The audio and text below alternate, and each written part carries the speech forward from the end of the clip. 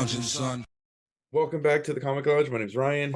And I'm Manny. And we got Mark Millar back. We're talking some big game this time. But last time we had you on, big game hadn't launched. So there's a lot to talk about. I'm so excited to have you back on. That issue was absolutely fucking bonkers with what you did. So very excited to have you back, man.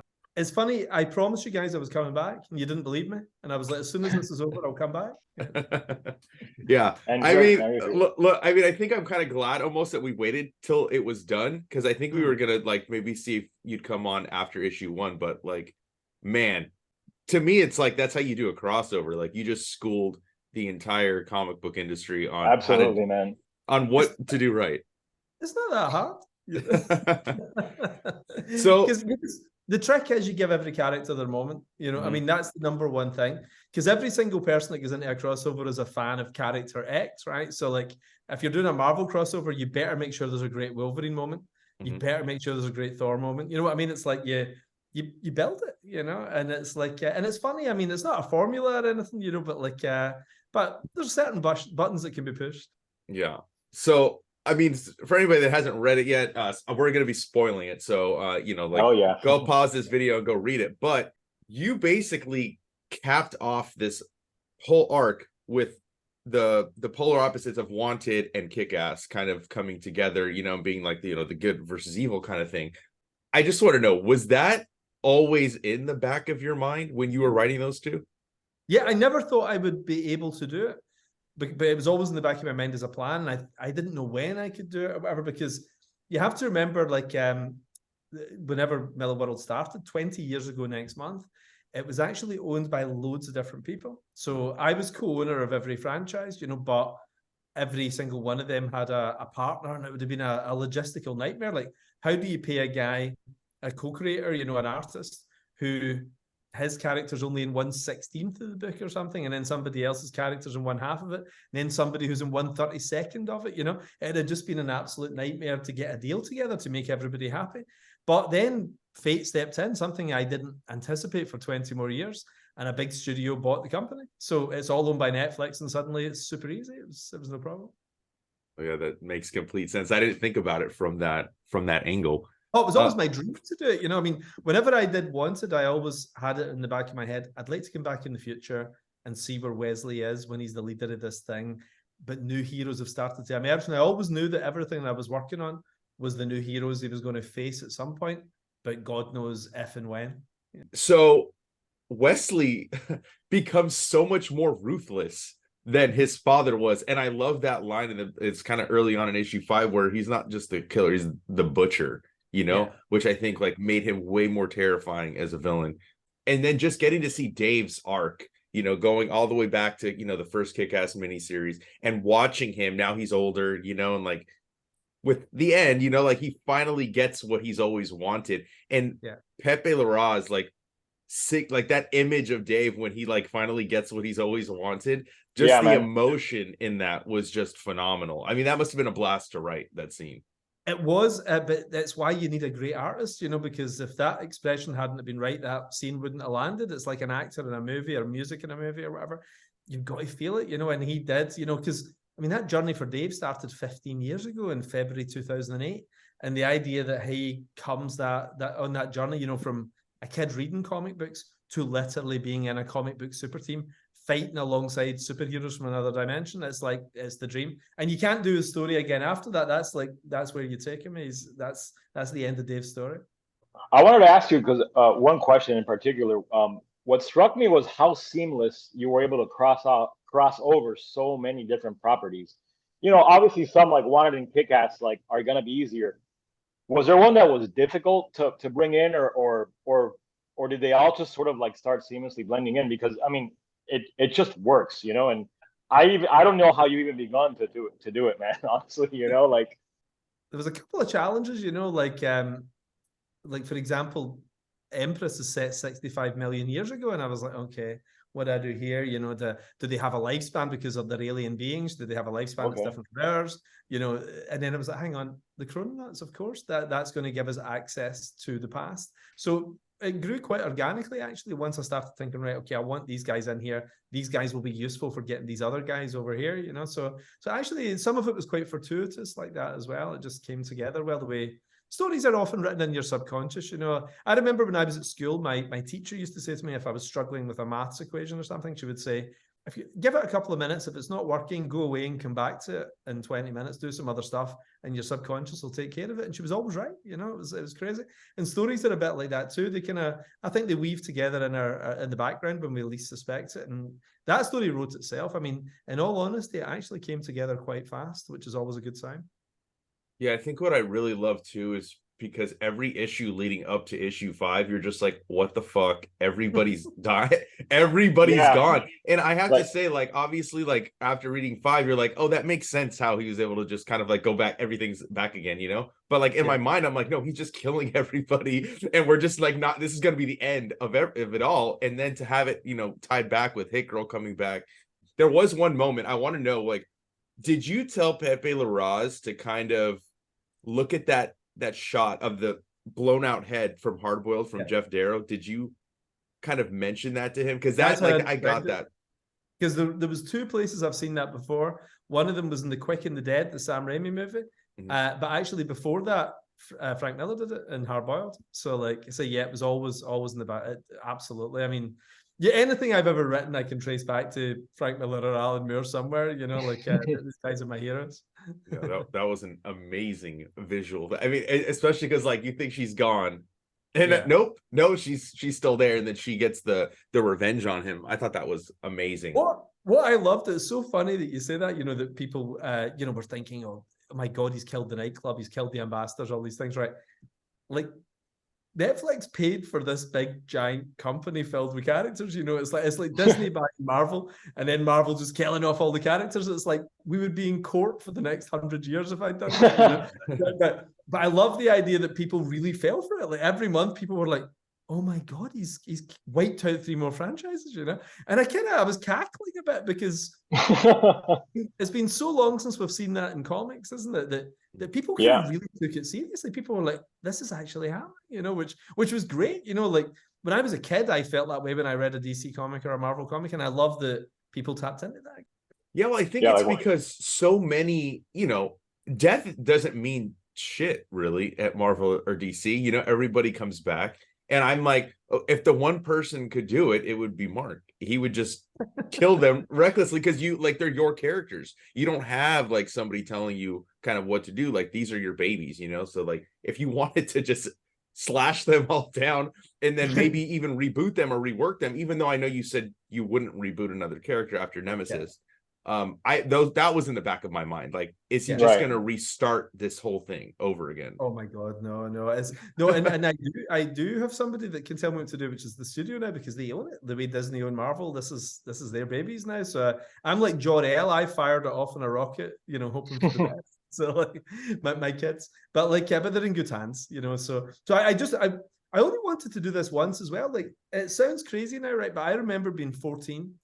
And all the Marvel heroes coming together for the first time in 1984 with Secret Wars. And I was like, I can't believe this is happening. Like, I remember talking to my friends about it and like, this is like 2 guys crossing over or the Avengers all coming together or something. This is like every Marvel character. Now, I remember when most of my friends had sort of checked out of this stuff, you know, I was still super into it, obviously, you know. And they were like, that's pretty cool. Even they came along and sort of checked this out. It was a big deal. And then when Crisis on Infinite Earths happens, and I was a big DC guy, you know, I lost my mind, you know, that I couldn't believe this was happening, you know. So they've kind of slightly lost the uniqueness now because I feel we run from event into event and there is event fatigue for sure, you know, like it's no big deal getting one of those big double page spreads, but whenever George Perez drew a double page spread with everybody on it, or Mike Zeck did it, or whatever, you know, you were like, this is unbelievable. And I wanted to try and capture that feeling. So I think the secret of that is do it once. You know, just this is it. If people want to see all those characters cross, they buy that book. I think Manny and I talked about that, like about the crossover, and like I haven't felt that way about a crossover in a long time because, like you said, I definitely feel event fatigue. Where to the point where like I just don't really read them, you know, Yeah. unless it's Nope. collected and somebody's like, oh, that was good. I wait Yeah. till after the fact now to check it out. But this one, I was like, the minute you announced it, all it said was big game and it was a crossover. I didn't need any images to like kind of lure me in. I was like, this is going to be dope. And then each issue had its own moment where it's like, oh my God, that was powerful. Oh my God, that was awesome. And it was always, you know, building up. And then finally you launched the 5th issue. And I'm like, this is like probably my one of my favorite books, top 3 of the year, easily. Absolutely. Yeah, man. Yeah. I was really struck, like Ryan was just saying, by the pacing, man. I mean, I don't think I read anything that has had better pacing this year. Like, we're literally, when you would finish one issue, you were just kind of shocked at what just happened, and like highly anticipating what's coming next. Like how long did it take you to? I mean, I know you said the idea came very seamlessly together, but Yeah. how long did it take you to write the script? Because I mean, it's such a flawless mechanism, the way that it works, man. I'm really particular about how I put my plots together now. It's funny, and I'll let you into a secret. I'm in my office here. I moved into this house about 2 months ago. We were doing it up for 2 years, you know, so I've almost got the office the way I want it. And I've got this thing over here. I'll show you. Like, I've got my. Oh, I love draft. when people show off their offices. So like, this thing over here is my draft. Whoa, yeah. So like, so what I do with that is, I have that for 2 weeks. I mean, I'm working on one just now, but I put the plot together for 2 full weeks. I don't do anything other than put Post-its on there, and I look like a supervillain or something. You know, I'm literally just I don't sit down all day. I stand up and I look at it, and I think, do I need that scene? Can I make those 2 scenes one scene, and so on? You know, and I plot it really, really, really carefully. And then I run it through my head for like 2 days, you know, so I'll stand and look at it and just imagine it all unfolding as a story drawn by, usually by that point, I kind of know the artist that I'm going to hire and everything as well. So like, you know, I have the whole comic completely mapped out, and the panels start breaking down in my brain, you know, and then I just write it, you know. So I spend 2 weeks doing that, and if it's a 5-issue series, that'll maybe take me about another 8 weeks, maybe. So maybe 10 weeks in total. So I'm quite slow. Like, it amazes me sometimes that a lot of my friends will turn around an issue in 2 days, and I'm more like 10 days, you know, and that's even after I've worked it out very carefully too. Was 5 issues always the plan, or like, were you kind of waiting to see how it would work out when you started writing? It's funny you say that, because Pepe Larraz and also Jorge Jimenez, I only had for a very limited number of pages. It wasn't even issues, it was like pages, you know. So I think in my head I would have maybe made it, you know, 6 or 8 or something like that, you know, because an event is usually a little bit longer. But I kind of like the fact that Batman Year One's 4 issues, right? And it's 420-page issues, you know, so it's not extra sized or anything. And it's the greatest Batman story of all time. You know, Dark Knight Returns is only 4 volumes, you know, 48 pages each, 46 story pages. And like, and I kind of love that, you know, because Frank Miller always said this, like, don't have any fat on your story. If you can cut a scene, cut a scene. If you can cut a line, cut a line. So, you know, take it right down to what you need. And I think this doesn't feel rushed, which is good, you know. No, like I knew I only had Pepe for 120 pages, so I paced it accordingly, and I did the same with Jorge as well. Well, now saying that, was there any scenes that you cut that you wanted to have in the book that you didn't because of the kind of restraint of how many pages you had? No, I think what I did was I just merged some scenes, you know, or I tightened some scenes. So like, you know, maybe sometimes I could have the same thing happen in one scene that originally was going to be 2, you know, that the same amount of information coming over, or the same character moment or whatever. So I was able to blend it a little, you know, so I never, there was nothing like on the cutting room floor type of thing, you know, it's all in there, because if you plot carefully enough, you shouldn't be able to remove a page. If you've done your job right, then you shouldn't be able to lose too much. So I knew it was roughly about 6 issues, and that's the way I blocked it out. And it was 5 with a double-sized finale, you know. So that was the 6th issue, really. You know? And you've kind of planted some seeds for other stories with the wrap up of that. How many of those threads are you gonna kind of like pull on? I know that I read somewhere that you mentioned another Nemesis book. Yep. I know there's Sharky the Bounty Hunter and Space Bandits. Obviously, that's kind of tease. Was that a tease for Reborn at all? I mean, no, actually, no. Okay. It's funny you say that. Actually, no. I know now you say it does, because it's the final scene in the book and everything. But that's much more of a little epilogue. But I know what you mean. It's a bit like Nick Fury walking out at the end of the Avengers, isn't it? You know, to see those guys. Mhm. But no, that's very much the capstone on that. But like, yeah, I've written all of next year's books. Next year's books are all written, and they're just being drawn just now. But I thought I'd give the readers a little bit of a break for a few months because it's been quite an intense year when you actually think about it. As well as the Chosen One TV show this year, we had Nemesis Reloaded, The Ambassadors, which was a huge undertaking because every issue was 30 pages, pretty much. We had Nightclub, Magic Order Volume 4, and then obviously Big Game, right? So, I mean, for me, that's a lot. I usually have 19 books out a year. My entire career, I've always been about 19 books a year. And I think whatever that is, about 24, 25 books or something, you know. So I thought I'd give people a few months breather, you know, and then in March, I'm going to announce the new lineup of books that'll be coming very soon after, you know. So it's exciting, you know. The ones I'm working on right now actually are the 2025 books and getting into 2026. I'm putting together some of the 2026 stuff at the moment. I know you probably can't talk about it, but doesn't your thing with Netflix end in 2025? Or is that not true? I've read somewhere that maybe that's wrong. Anybody speculating on anything is just guessing. Like nobody knows how much we sold the company for. Nobody knows what our contract is. I mean, I'm on staff at Netflix, you know, so like, I mean, I've seen people say, oh, they have a first look deal or whatever. I mean, we were quite naughty actually. Whenever we sold the company, my wife and I went on holiday that day, so that BBC Breakfast and Forbes and Bloomberg and all that were all trying to get a hold of us because it was the first company that Netflix had ever bought, you know, in the history of Netflix, the very first company they ever bought. And we thought, you know, it'd be hilarious, just disappear, you know. So we did no interviews. There was actually nothing, which is crazy because I know all people were going to say was how much did you get for it and everything, and I was like, no. All the artists were sworn to secrecy, you know. And then I did a separate deal where I come on staff as well, and I create stuff in house as well as all the. We sold them 17 franchises, and then there's the stuff I create in house as well. So I created the Magic Order, I created Prodigy, Space Bandits, Big Game, and things like that. So the idea is that Netflix, as well as what they bought, they get me to write the sequels as part of my staff job. Okay. But also I have to, on top of that, I have to create a certain amount of new stuff every year as well. So I create them as a franchise that will either be television or film. I'll create them for either department.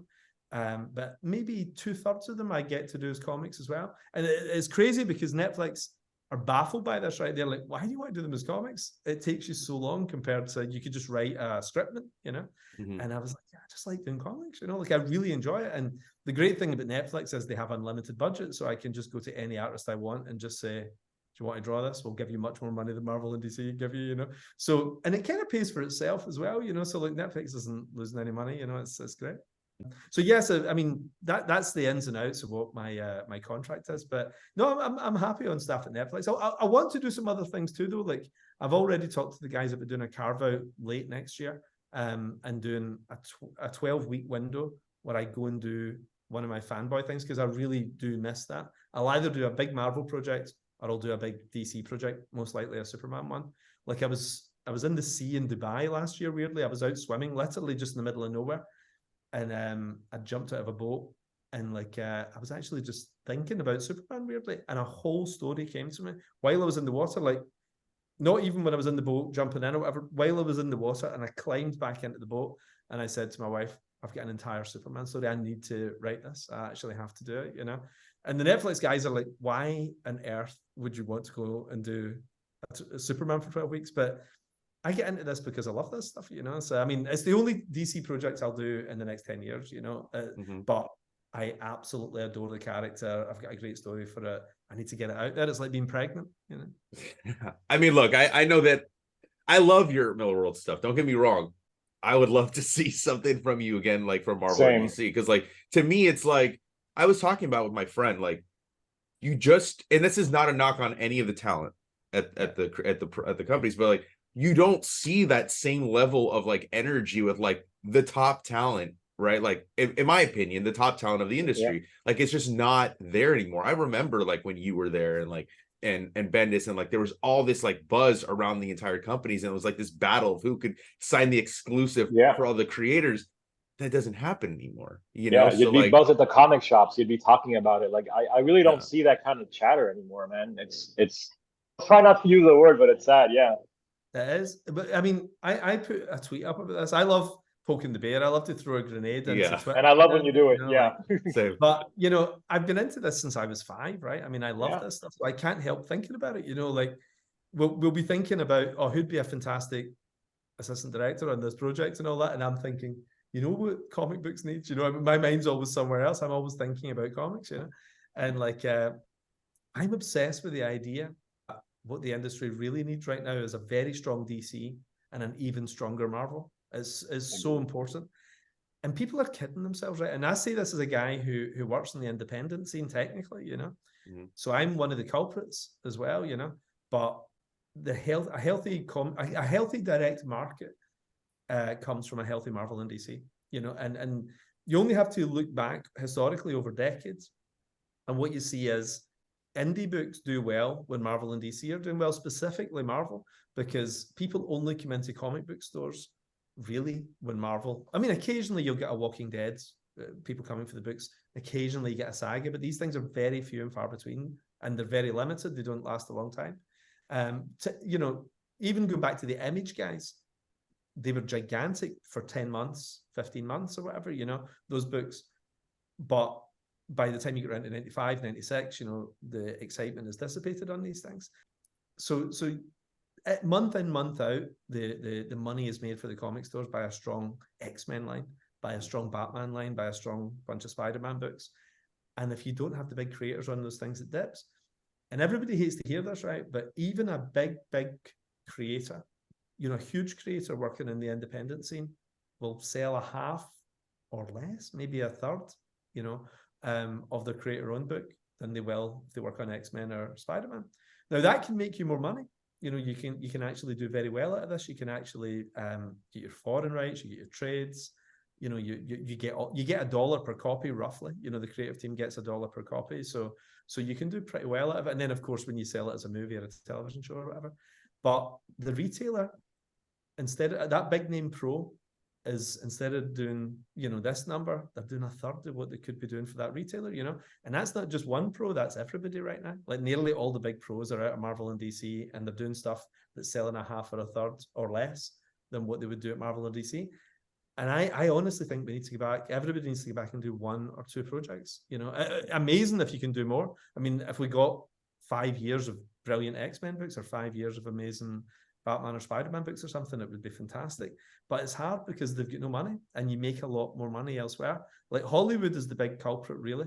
Like we got so much more money for Kick-Ass than I did on Civil War, which was Marvel's biggest selling graphic novel in history. So much more. Steve McNiven and I made more on Nemesis, 4 issues, than we made of Civil War, the biggest selling Marvel trade. Way more, way more. So it's hard. Marvel have to come up with some way to attract the big talent back. And that was the other thing I threw in a couple of weeks ago too, where I said do a 50-50 split on royalties instead of the tiny percentage that they currently do. Got to do something, get people back, or the whole thing goes under.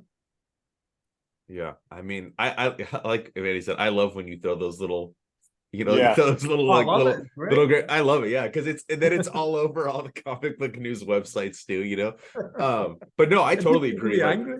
yeah, I love it. People were so angry about me saying, "Yeah, give creators more money," and people were like, he's such a swine." It's like, no, it's creators getting more money. It's good. yeah. I mean, look, again, like you said, it's going to lure the big talent, back, because then there's more of an incentive. When you shared like the page rate, I'm like, that is absolutely appalling, like compared to what creators are getting, because it's I was just looking at that right now, actually. Yeah. But yeah, I mean, I'm excited to see you kind of do something again. Like there's a lot of writers and like artists that I would love to kind of see, come back. Even like you said, just 1 project, 2 projects, something like that. I definitely want to read your Superman story, but I am excited for all the Millarworld stuff you got coming up too. Is there anything you can tease besides the ones that I kind of I wanted to ask about specifically now that Dave, Kick-Ass has become, the ambassador for America. Is there hopes of seeing like a next chapter in his life as an actual superhero? Because, I've been reading the character for 20 years, and on a personal level, I would love to see him in that kind of environment, Yeah. Do you know, I honestly haven't written anything there yet. I might, but so far, no, It's not in the next wave. The next wave I've already got is being drawn just now. I've got this mad thing that I love doing as well. I'm obsessed with late books, right? And what I do is I don't release the book until everything's in, until the whole volume's in, and then I release it. I mean, Big Game was all sitting there. The whole thing was there before the first issue came out. And I sent it around to my pals. My pals all read it 6 months ago, so, it was really cool, so my pals are kind of bored of it now, like when the final issue, like, yeah, it's all right. Yeah. So. No, I keep thinking about the book, and I know I'm going to probably reread it before the end of the year one more time, and I'm going to double dip on the trade when it comes out. So, oh, great! I loved it. I was so excited about it. It's funny because the response last week was so great. I was like, I'm going to read that again,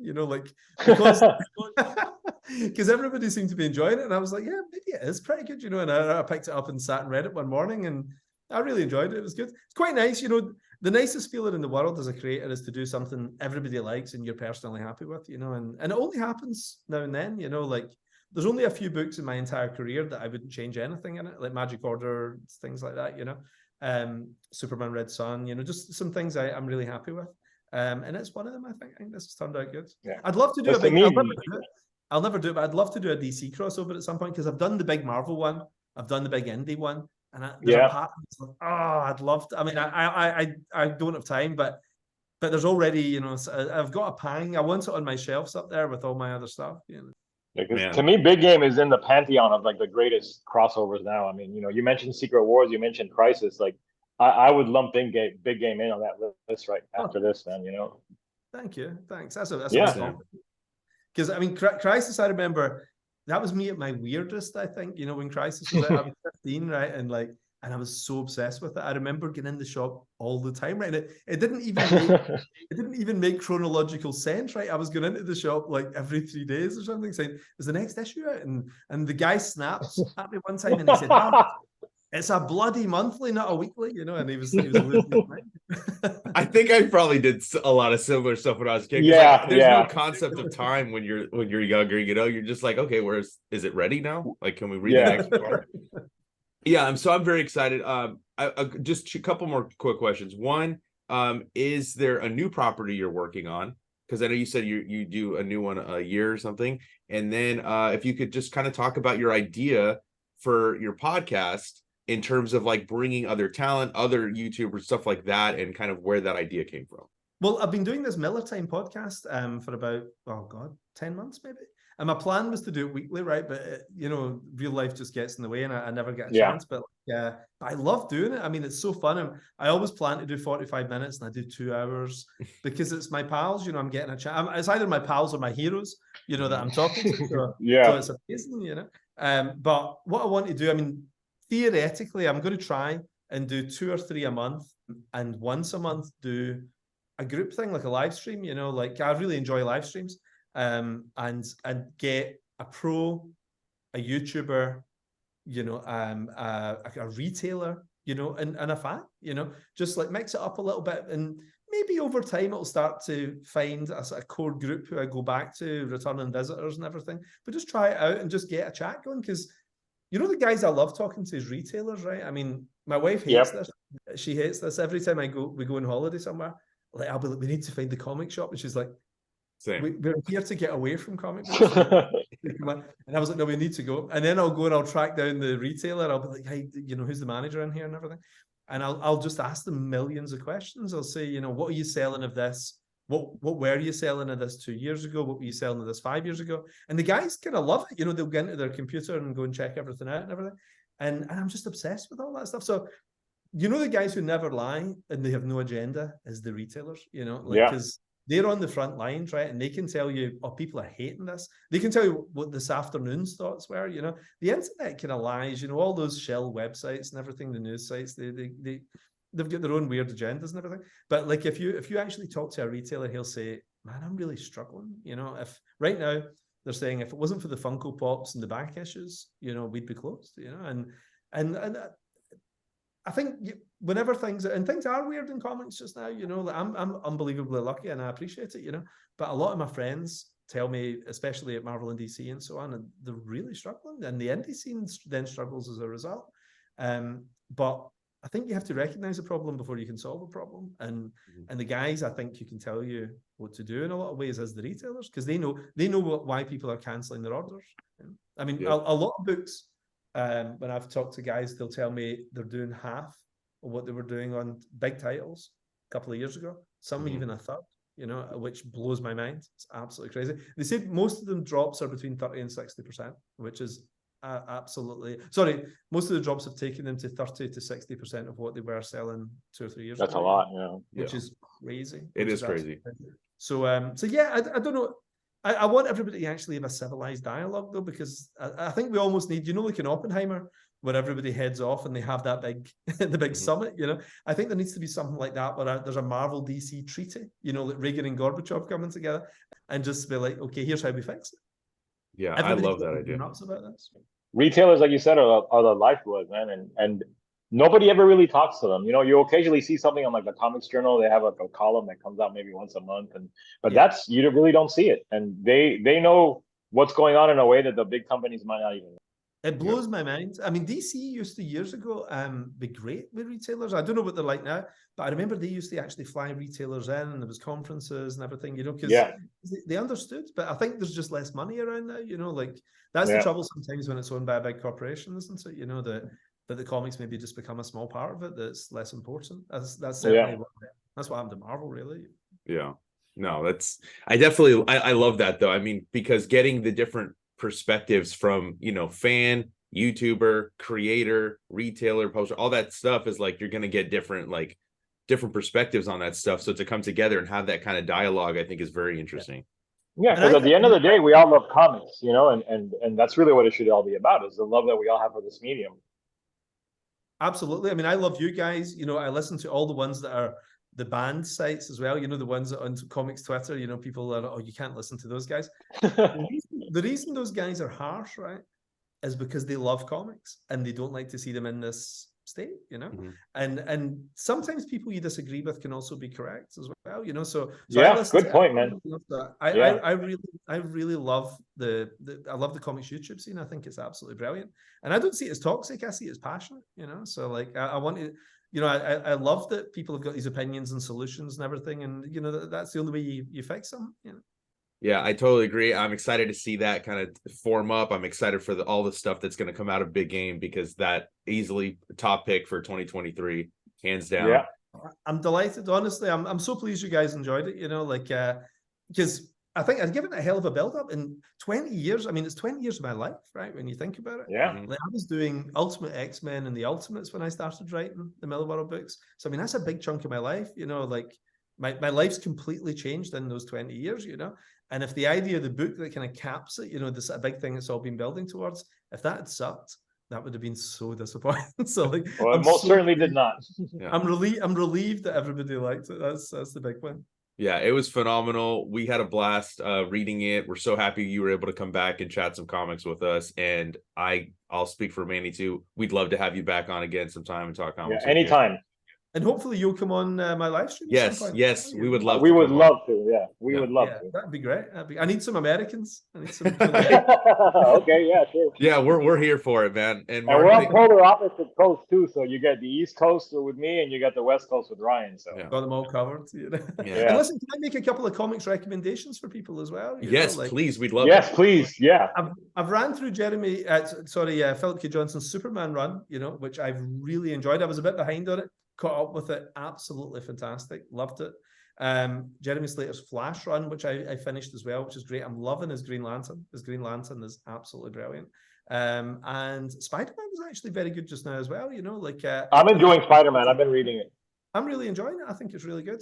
Captain America, very interesting at the moment, you know. So I'm seeing some real green shoots. There's a few things. And the Mark Waid stuff's amazing. I mean, World's Finest, great. Yep. You know, it's fantastic, you know. And his Shazam run, excellent as well, you know. So you know, I think I can see cool stuff happening. Like sometimes you need to be back against the wall before people come out fighting again. And I can really see some good, cool comics happening here, you know. So like, yes, I feel good about where things are going.